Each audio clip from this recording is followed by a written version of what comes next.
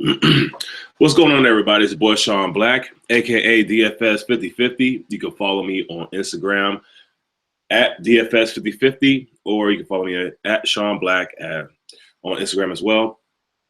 SEANBLAQE. In today's show, I want to go over what happened to me last night.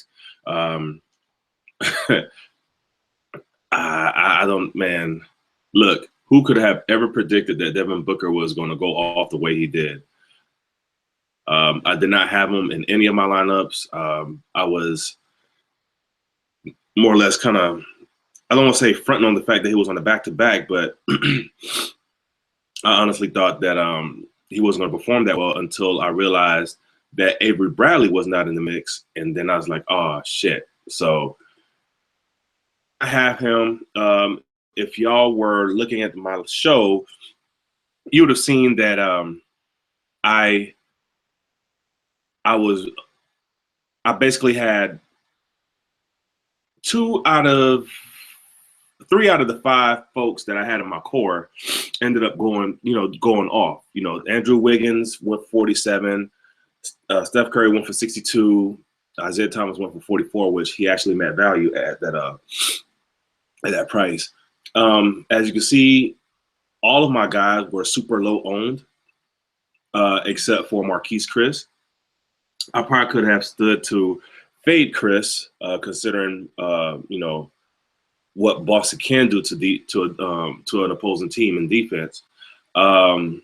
Needless to say, this lineup did not cash. I was expecting Klay Thompson to hit about anywhere between 35 and 40. He only gave me 13.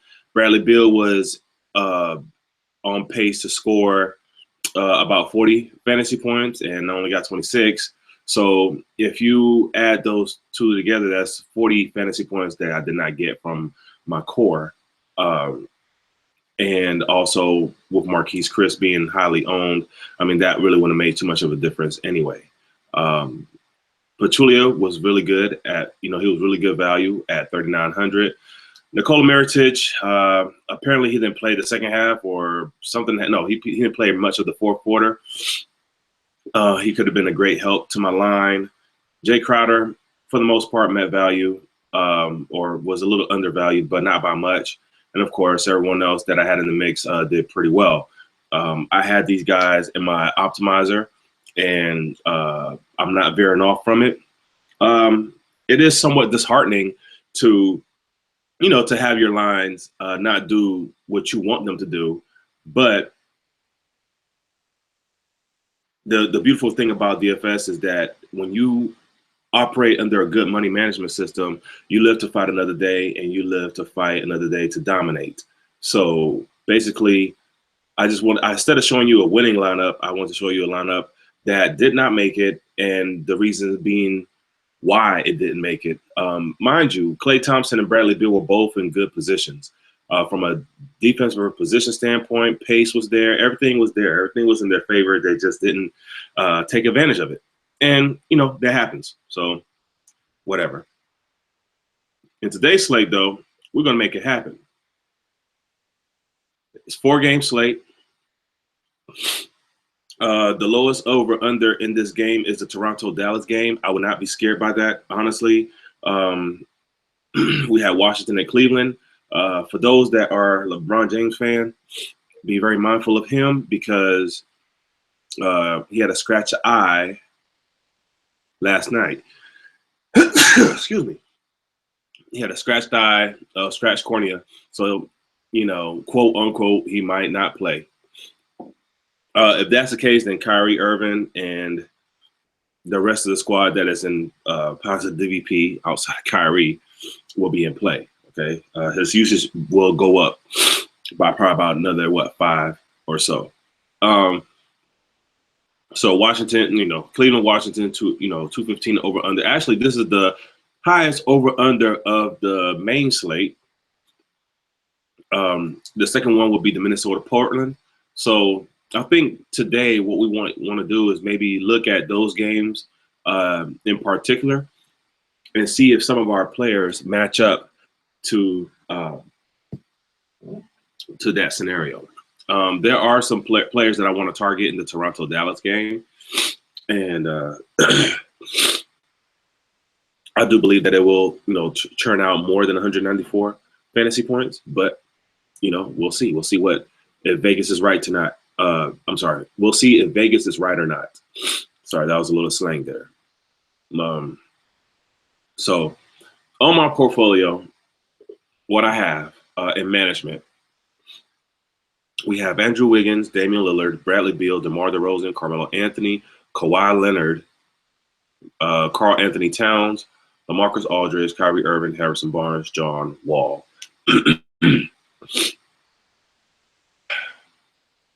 We also have Derrick Rose, Dirk Nowitzki, LeBron James, which is questionable. So let's just put a Q there.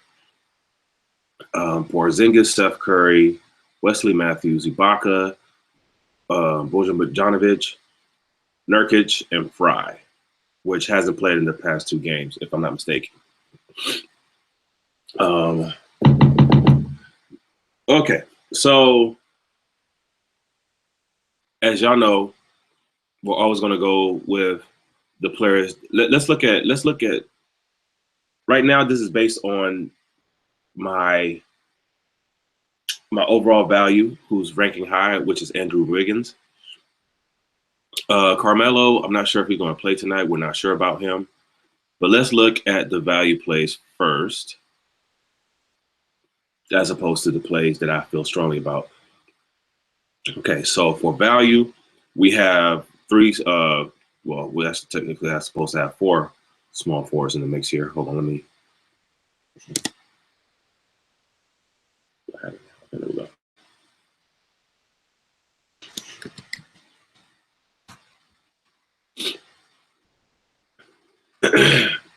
In value, we have about 4 small forwards in play. We have Andrew Wiggins, Carmelo Anthony, Harrison Barnes, and Bogdan Bogdanovic. Okay.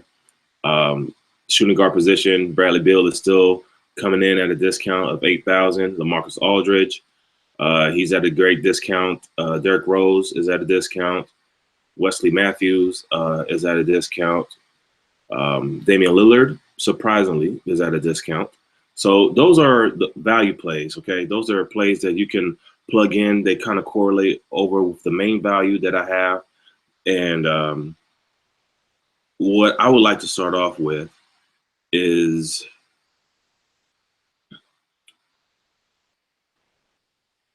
let's start off with the center position. That's actually the more scarce.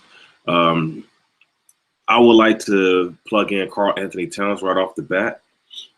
I know he's in the on the back, on a tail end of the back-to-back, but he does possess a lot of value. He did score a decent amount of points yesterday. And, I think the matchup is fairly decent. Let's take a look. DVP is good. Usage is there. Player efficiency is there. Points scored in this game is there. His matchup is very decent. Let's see what his historical stats look like against this team. Mind you, this team, when he played against them last, I believe he played when Plumlee was in town, but Nurkic is in town, so we'll see how much of a difference that will make. Okay, at 9,100, he did 36.6, and I think that was the only outing that they've had. I'm not sure if Portland has his number or not, but I do have a couple of other pivots in case some more information comes in where maybe I might not want to consider him. Over the last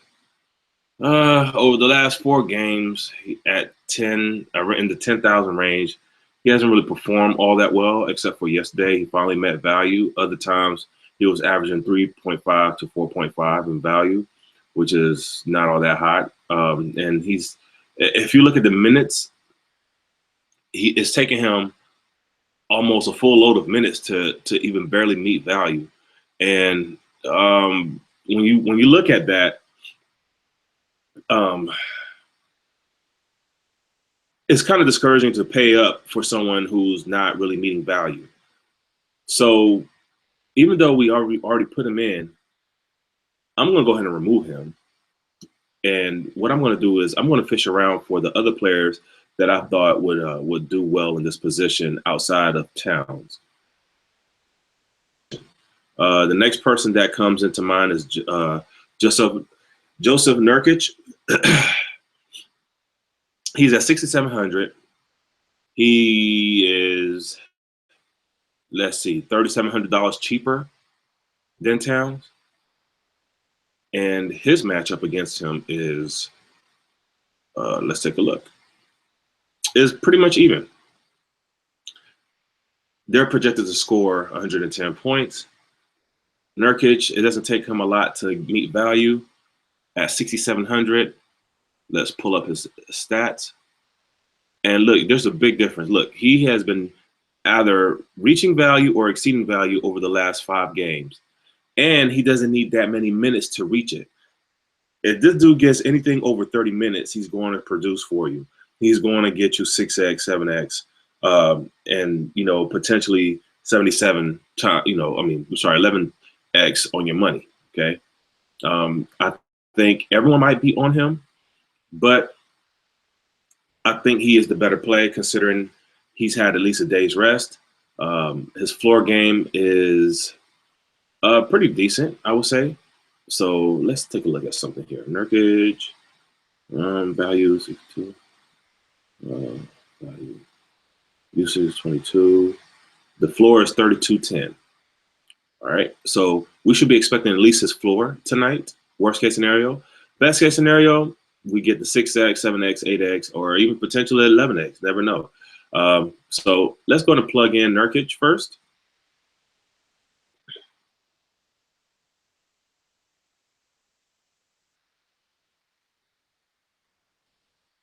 Oh, oops.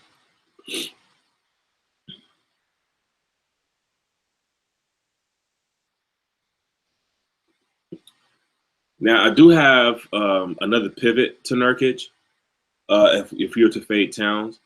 And let's say, for instance, for some reason you don't want to use Nurkic, even though I would see why not. You can use Nerlens Noel. He's basically number 2 on my list that I have written down outside of what I have inside my DFS portfolio. These are people that I like. These are people that, you know, are getting a lot of points awarded to them against that particular team. So, you know, if you're looking to save a little bit of money on your salary, save yourself about 800, you can always go to Nerlens Noel, okay? What I've been noticing a lot lately is people are going super cheap in the center positions lately, so that's something that you might want to consider. All right, so at 6,700, we have Joseph Nurkic. Let's look at our next person here. Andrew Wiggins, back-to-back. Let's see how he performs against Portland, let alone what kind of average we're looking to see out of him in the back-to-back. 0 days rest, 33.7, which is about his average as of late. A little over his average, actually. On away, let's see here. Last time he played them at 6,900, he had 28.5 fantasy points. And right now, his floor for us tonight is 30.5. So if he reaches his floor, you know what, we'll be okay. But of course, you know, we would love for him to exceed that floor. The cool thing about Andrew Wiggins now that he's kind of more or less kind of sort of getting back in the swing of things is that he's actually still getting a lot of minutes, and he's almost at a point per minute when he is playing well. So that's just something to think about. And we're going to plug him in.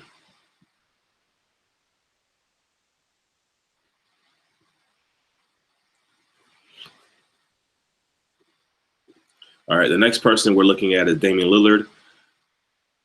Damian Lillard at home equals fantasy goodness. So I'm not going to really get into Damian Lillard, but I do want to look at his matchup overall.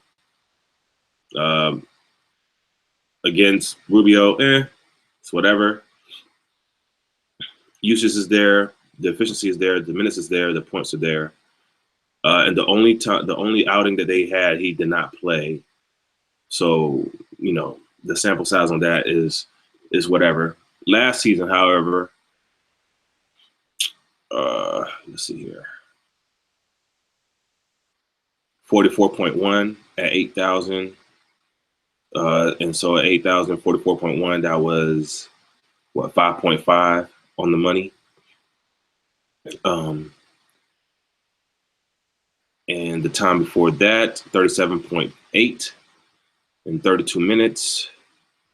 And then at 89, he had 50.9, and that was 37 minutes. That was a full allotment of minutes there as well. It's a fairly close game, 213.5, the second highest over under the game. Without no further ado, man, just plug him in and forget about it. Okay, the next person that we have is Brad Beal. Brad Beal burned a lot of people last night, and he was super low owned. It is what it is on that scenario. Bradley Beal, DeMar DeRozan, they still have low floors. I mean, they have pretty decent floors, especially, and the thing about it is the reason why I'm looking at the floor is because on the weekends, for some reason, you get all kinds of weird scores. A couple of weekends ago, the scores were like in the 350s, 400s. And then this past weekend, it was super low, like 325, 330 would have won your GPP. So, it's almost like old school GPP numbers. You know what I mean? So I'm definitely looking at the floor and make sure that I at least get some value out of my players, especially if they don't perform as well, or they get benched, or whatever the case may be. And the cool thing is their points per minute is, fairly high.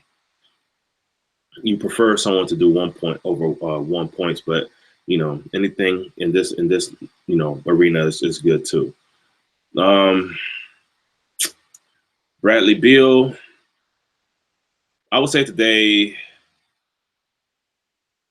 both guys are in play. Bradley Beal and DeMar DeRozan. It's just a matter of picking out who is in a better spot.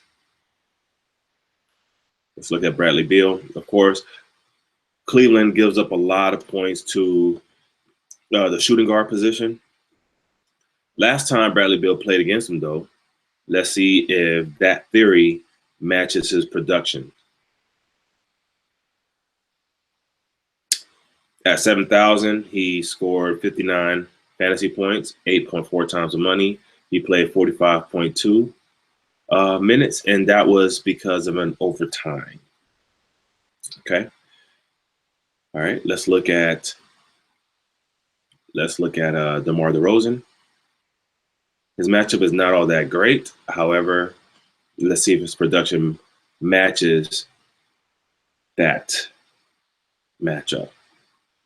At 9,400, 37.2, 4.0 times the money.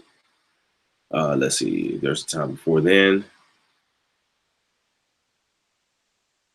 And there isn't. That was the only outing that they had this year. There could be reasons to fade him. And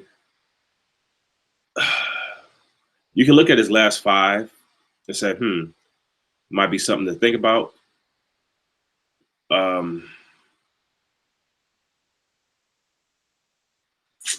Oh no. If any more news comes out on him, or if anything, maybe Wesley Matthews, Seth Curry is out or something for some apparent reason, then we might be able to see something in this scenario here. It's a low-scoring game, but his field goal attempts are back up in the last 2 games, as opposed to the last 5. So, it might be a situation to think about. So we'll see. We'll see on that one.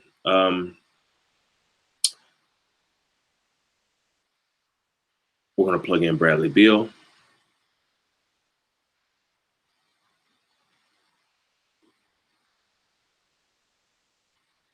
All right, next player in the mix will be, of course, we already talked about DeMar DeRozan. We talked about Carmelo. We haven't talked about Carmelo Anthony. Is Anthony in a good position? And if so, does his production match up with what has been happening lately with him? We'll see. Let's plug him in real quick.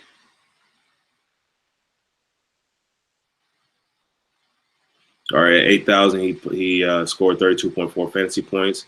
He played about 40 minutes in the last outing. The outing before that, there wasn't any, so this will be the second time they're playing this season. But Anthony and Rose are questionable. I'm not even going to go into details on that one. Kawhi Leonard. Let's look at Kawhi Leonard. Let's see what his numbers look like. Matchup is looking really good. Let's see if he performed well against New York. He's at 9,100. When he was at 9.6, he did 57.8 fantasy points in 35 minutes. Kawhi's production in the last 4, however, has been somewhat shady. Preferably, I would like to have Kawhi under 9,000. Seems like anywhere in the 9,000 or below, he tends to perform a whole lot better. But he's definitely someone that could be in play.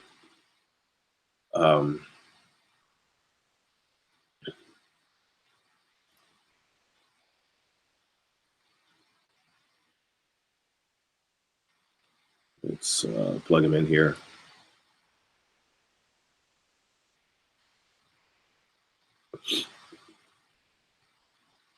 All right, so now I have Damian Lillard, Bradley Beal, Andrew Wiggins, Kawhi Leonard, and Joseph Nurkic. Let's go to the next person in the mix. We already talked about Towns, LaMarcus Aldridge. He's in a good matchup as well. Last time he played against New York.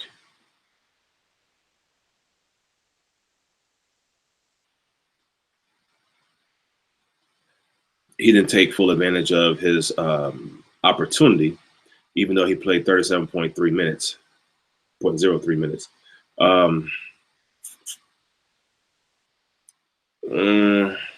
However, his last 5, he's been basically balling. You know, five times the money or better on the last 3 or 5.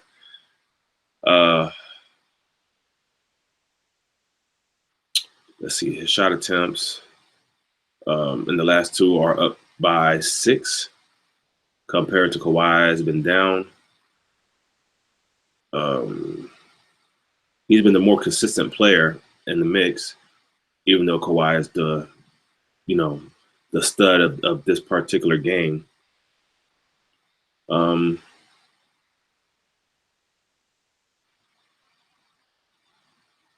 see here.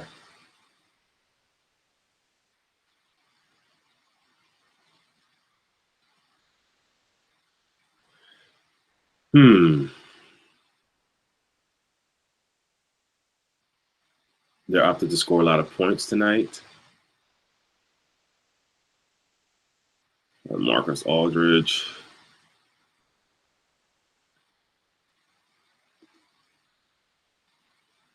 His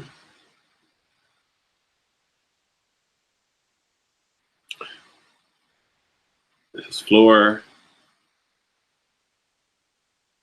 is 35.25, 43.68.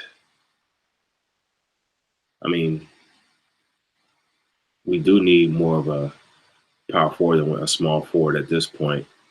And the difference in prices between the two players, especially if they're going to be producing the same amount of money, the same amount of fantasy points, is roughly what, 1,400? No, sorry, 1,800. So let me go ahead and fade Kawhi and put in LaMarcus Aldridge.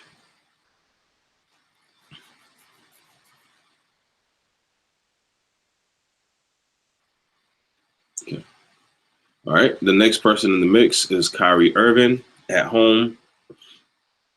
9,100, 43.29 fantasy points. Floor looking at 35.38.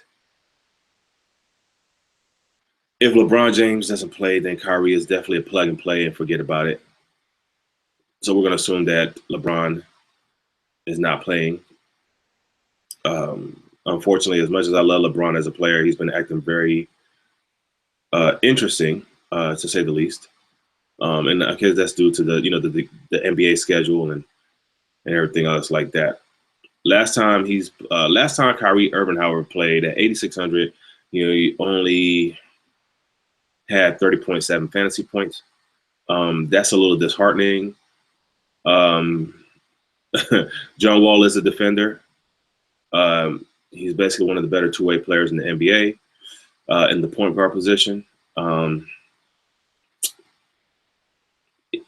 Irving is definitely worth a look if LeBron James is out. If LeBron James is in, then I would just fade Kyrie.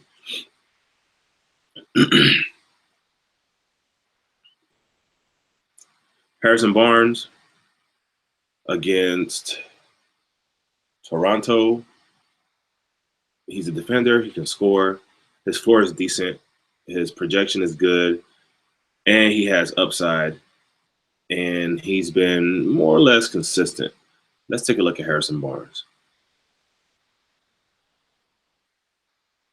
His usage is up there as well, too. Last time he played them, 6,100, 23.9 fantasy points. And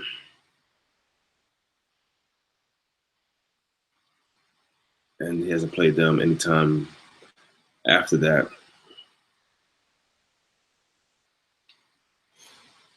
You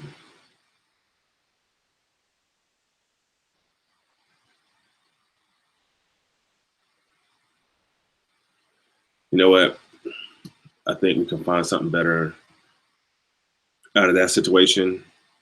LeBron James, Wesley Matthews. I think Wesley Matthews is shooting guard. Bogdan Bogdanovic, he'll be more or less a GPP play. And that's another thing. I'm not doing cash games this weekend. I'm doing all GPPs. Seems to work out better that way. So Bogdan Bogdanovic, we'll go ahead and plug him in.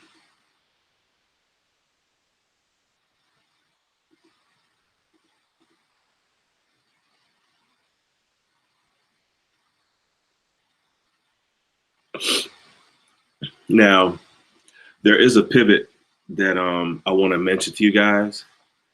If Carmelo Anthony does not play, then Mindaugas Kaminskas is definitely in play in the small forward position. He is able to score.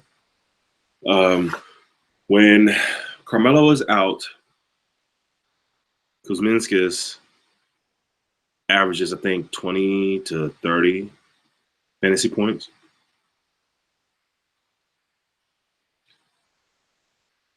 Let's see, 26.6.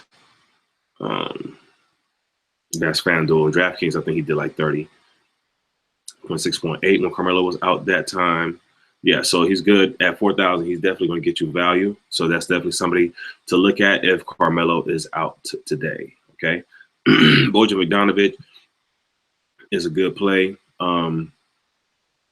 Cleveland does give up a lot of points to the small forward position. Again, when it comes to isolation, James or Jefferson don't play that well in the isolation department. I think Jefferson does play a little bit better, but not by much. But in the transitional in the transitional defense, as opposed to isolated defense, they are a whole lot better, So Bogdan Bogdanovic over Otto Porter. Yeah, I definitely want to take a look at him. All right, so right now we're at 17.6 left in our budget, and that's about 58.67 per player. Okay. All right, next person in the mix. Derrick Rose is questionable. We're not going to even go there. John Wall on a back-to-back, high floor, Cleveland does struggle against point guards. Doesn't matter if they're home or away. Let's see how much of a difference it would make to put in John Wall, in which he would be 9'5".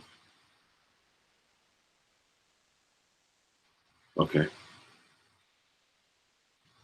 All right. So that leaves about $4,000 per player if we plug in John Wall.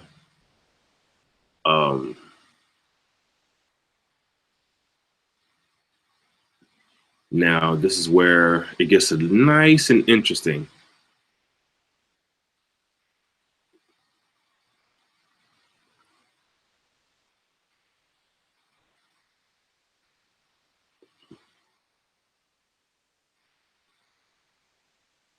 Seth Curry at 5,300, pretty decent floor, decent projection.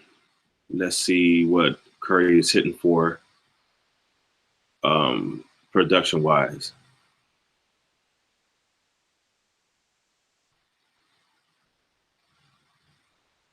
The matchup doesn't seem to be there at 5,900. He only did 11.6 fantasy points in their loss to them. That was the only time they've played this year. Let's see, Wesley Matthews in that same game. He only did 7.2.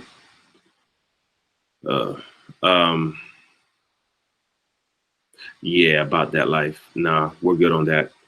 I'm not going to go too far down the barrel. So what I'm going to do is I'm going to revert to what I have on my piece of paper here and start looking at some players overall. Let's see. Top player in the shooting guard position, we have Brandon Rush. Portland does give up a lot of points to the shooting guard position. His matchup is below average. But let's see. He didn't play against them a couple times back. So no on Rush. Curry, no. Matthews, no. J.R. Smith.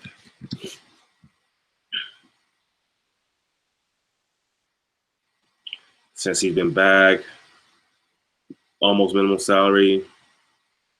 No. Let's see. Burger.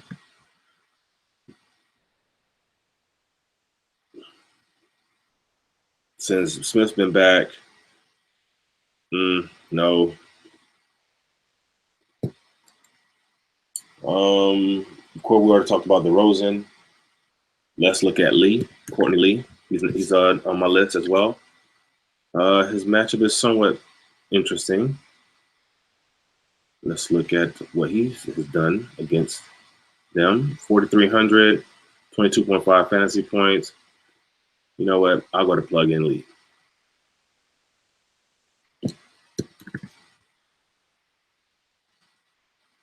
Right. That leaves me with 3,600. I need a power forward at 3,600.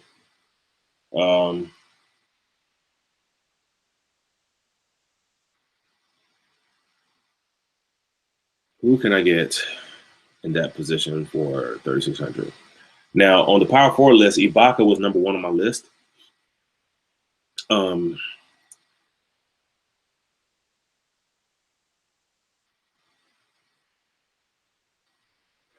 So let's see. Let's look at Patterson.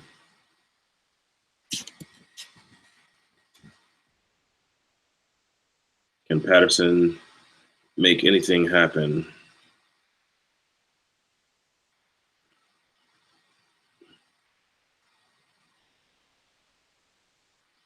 Last time he played at minimal salary, he did 20.9 fantasy points in 20 minutes.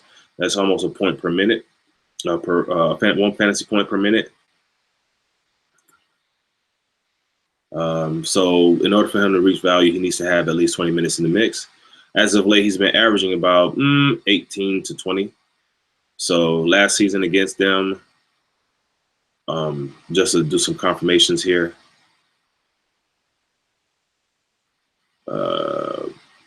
At 4,100, 8.0. 3,800, 1.0. Now, of course, the chemistry is a little bit different because, last year they had other players in the mix, and he was a starter at that point. So let's see. Patrick Patterson.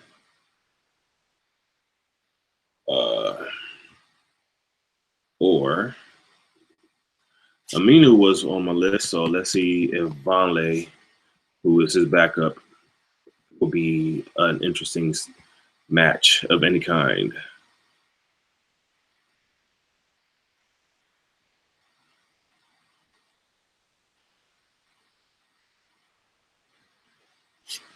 He's been playing a lot of minutes lately, but he is 200 more than my salary cap. I really want Nurkic. So now what I'm going to do is I got to do a process of elimination and see who else would I like to have. If Carmelo is out, Porzingis is definitely in play.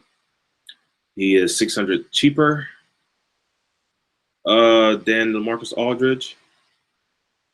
And he's going to play a lot of minutes, especially if Carmelo is out and if Rose is out as well. So let's look at KP and see how he's performed against San Antonio.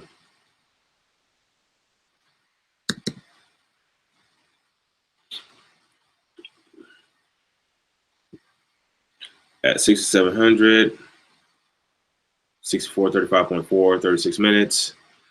You know what? We're going to plug him in, save ourselves a little bit of that salary. San Antonio, they can be very interesting at times. And what you're looking for is consistency and upside. Okay.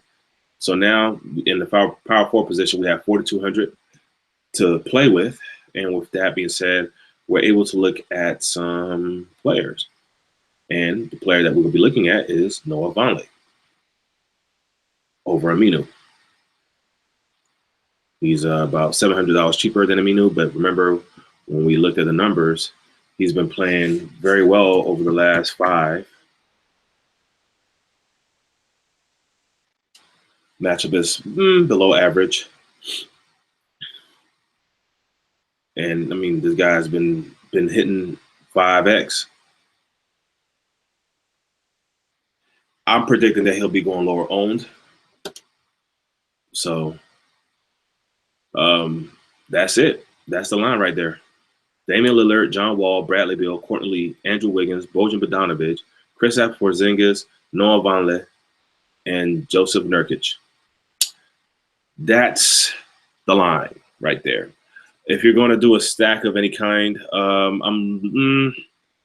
let's see, right off the rip, let's take a look at something here.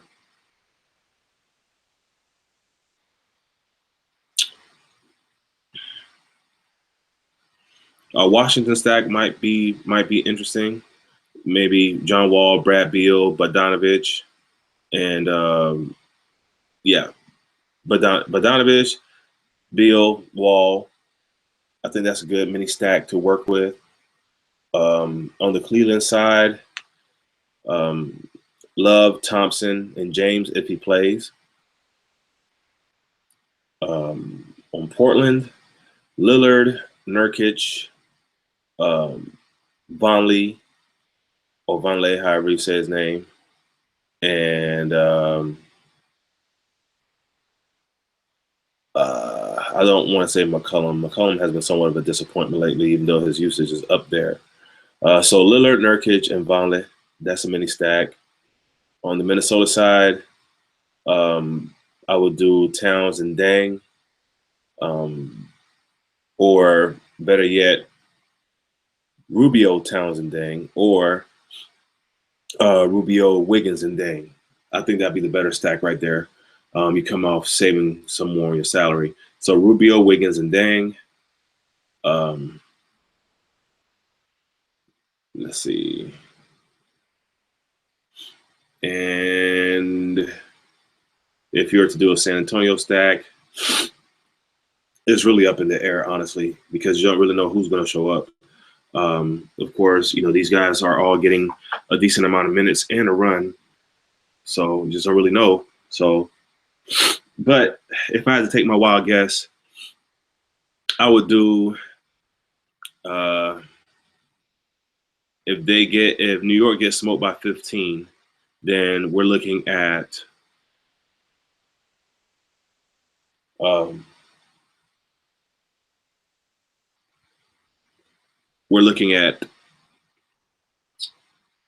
Mills, Aldridge, Ginobili. No, I'm sorry. Let me take that back. Mills, Aldridge, and Leonard, or Mills, Aldridge, and Gasol. That's how I would play it. So, anyways, it's a short slate.